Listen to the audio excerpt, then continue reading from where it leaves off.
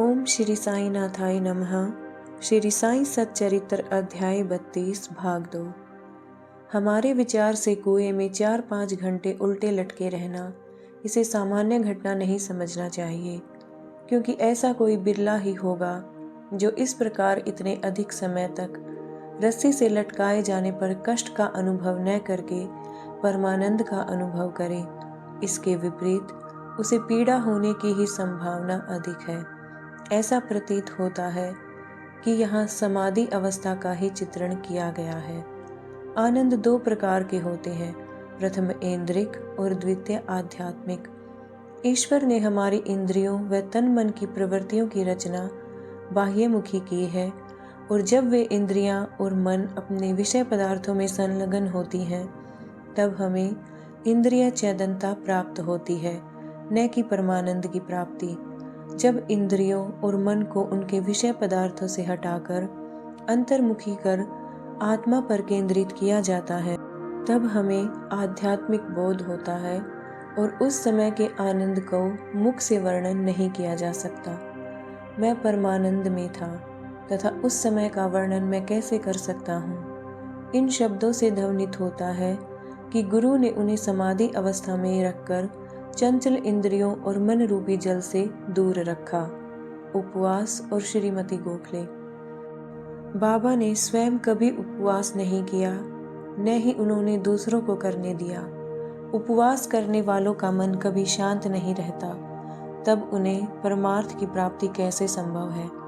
प्रथम आत्मा की तृप्ति होनी आवश्यक है। भूखे रहकर ईश्वर की प्राप्ति नहीं हो सकती।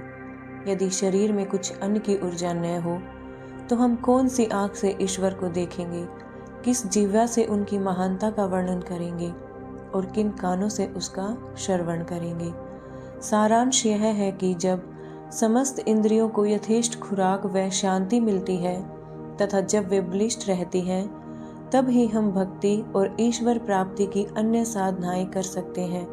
इसीलिए न तो हमें उपवास करना चाहिए और न ही अधिक भोजन।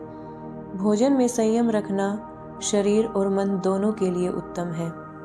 श्रीमती काशीबाई कानेटकर श्री साईं बाबा की एक भक्त से परिचय पत्र लेकर श्रीमती गोखले दादा केलकर के पास शिरडी आई। वे यह दृढ़ निश्चय करके आई थी कि बाबा के श्री चरणों में बैठकर 3 दिन तक उपवास करूंगी। उनके शिरडी पहुंचने के 1 दिन पूर्व ही बाबा ने दादा केलकर से कहा कि मैं शिंगा के दिनों में अपने बच्चों को भूखा नहीं देख सकता हूँ। यदि उन्हें भूखे रहना पड़ा तो मेरे यहाँ होने का लाभ ही क्या है। दूसरे दिन जब वह महिला दादा केलकर के साथ मस्जिद में जाकर बाबा के चरण कमलों के समीप बैठी तो तुरंत बाबा ने कहा, उपवास की आवश्यकता ही क्या है। दादा भट्ट के घर जाकर पूरन पोली तैयार करो, अपने बच्चों को खिलाओ और स्वयं भी खाओ। वे होली के दिन थे और इस समय श्रीमती केलकर मासिक धर्म से थी। दादा भट्ट के घर में रसोई बनाने के लिए कोई न था और इसीलिए बाबा की युक्ति बड़ी सामयिक थी। श्रीमती गोखले ने दादा भट्ट के घर जाकर भोजन तैयार किया और दूसरों को भोजन कराकर स्वयं भी खाया। कितनी सुंदर कथा है और कितनी सुंदर इसकी शिक्षा। बाबा की सरकार। बाबा ने अपने बचपन की एक कहानी का इस प्रकार वर्णन किया है। जब मैं छोटा था तब जीविका उपार्जन के लिए मैं बीड़ गांव आया। वहां मुझे जरी का काम मिल गया और मैं पूर्ण लगन व उम्मीद से अपना काम करने लगा। मेरा काम देखकर सेठ बहुत प्रसन्न हुआ। मेरे साथ 3 लड़के और भी काम करते थे। पहले का काम 50 रुपये का, दूसरे का 100 रुपये का और तीसरे का 150 रुपये का हुआ। मेरा काम उन तीनों से 2 गुना हो गया। मेरी निपुणता देखकर सेठ बहुत ही प्रसन्न हुआ। वह मुझे अधिक चाहता था और मेरी प्रशंसा भी करता रहता था। उसने मुझे एक पूरी पोशाक प्रदान की, जिसमें सिर के लिए एक पगड़ी और शरीर के लिए एक शेला भी था। मेरे पास वह पोशाक वैसी की ही वैसी रखी रही। मैंने सोचा कि जो कुछ मनुष्य निर्मित है वह नाशवान और अपूर्ण है, परंतु जो कुछ मेरे सरकार द्वारा प्राप्त होगा वही अंत तक रहेगा। किसी भी मनुष्य के उपहार की उससे समानता संभव नहीं। मेरे सरकार कहते हैं ले जाओ।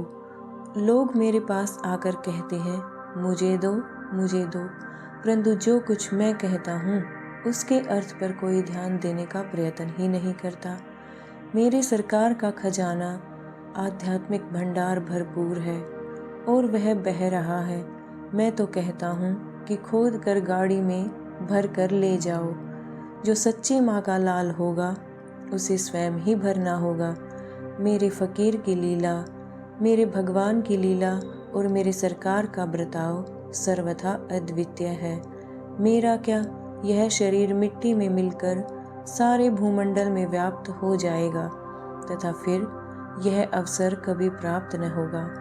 मैं चाहे कहीं भी जाता हूँ या कहीं भी बैठता हूँ, परंतु माया फिर भी मुझे कष्ट पहुँचाती है।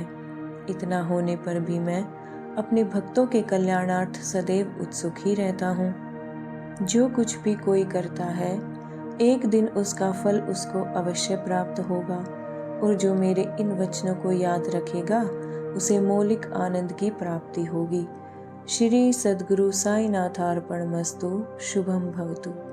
ओम श्री साईनाथाय नमः।